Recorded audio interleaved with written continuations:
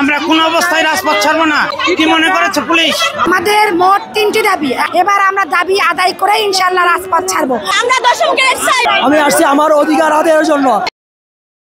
শিক্ষক যদি জাতিগণের কারিগর হয়ে থাকে তাহলে কাগজ হবে না, যেটা বাস্তবে রূপিত হবে। আমার হাতে তৈরি হয়েছে, আমার হাতে শত শত মানুষ তৈরি হয়েছে। তাদেরকে কেন হিট করা হলো? আমরা কি করেছি? আমরা আমাদের ন্যায্য অধিকারের জন্য এখানে এসেছি। শিক্ষকের কণ্ঠ যদি রুদ্ধ করেন তাহলে জাতি হয়ে যাবে পরবর্তী প্রজন্মের জন্য। শিক্ষক যদি জাতিগণের কারিগর হয়ে থাকে তাহলে কাগজ হবে না, যেটা বাস্তবে রূপিত হবে। যেখানে দেশের একজন ড্রাইভারের বেতন শিক্ষকের চেয়ে বেশি, এদেশের একজন পিয়নের বেতন শিক্ষকের চেয়ে বেশি। শিক্ষক হচ্ছে জাতি গড়ার কারিগর। তাদের উপরে পুলিশ কিভাবে ওদেরকে আমরা শিক্ষা দিয়েছি, আজকে তারা আমাদেরকে ব্যাকআপ দিয়েছে। আমরা কোন অবস্থায় রাজপথ ছাড়বো না। কি মনে করেছে পুলিশ? শিক্ষকরা এখানে অধিকার চাইতে এসেছে, এখানে দয়া চাইতে আসেনি।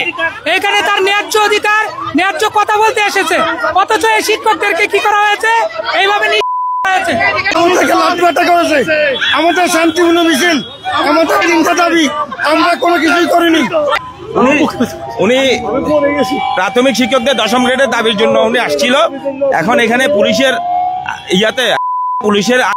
এখন বুকা আমরা ওনাকে পিজিতে নিয়ে যাচ্ছি। শিক্ষকরা কি বলছেন আমরা একটু শুনে আসি। সরকারকে কেন গায়ে শিক্ষকদের গায়ে কেন এর বিচার চাই? অধিকার দশম গ্রেড দিতে হবে, ক্লাস থাকবো না। আমরা শিক্ষকরা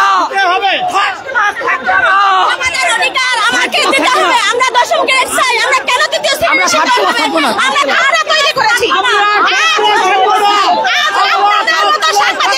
আমার হাতে তৈরি হয়েছে, আমার হাতে শত শত মানুষ তৈরি হয়েছে। আজ আমি মানুষ গড়ার কারিগর হয়ে আজ রাজপথে। আজ কেন আমাদেরকে কেন? আমরা কি করেছি? আমরা আমাদের ন্যায্য অধিকারের জন্য এখানে এসেছি। মহিলাকে নিয়ে যাওয়া হচ্ছে, দেখুন একজন মহিলা শিক্ষক যিনি রয়েছেন তাকে নিয়ে যাওয়া হচ্ছে, দেখুন। আমি কুমিল্লা চট্টগ্রাম থেকে আসছি। আমি কুমিল্লা চট্টগ্রাম থেকে আসছি। আপনার নাম কি? আমার নাম একজন শিক্ষিকাকে নিয়ে যাওয়া হলো, একজন পুলিশও আমরা দেখতে পাচ্ছি এই মুহূর্তে। আমি আসছি আমার অধিকার আদায়ের জন্য, আমার অধিকার দশম গ্রেডের জন্য।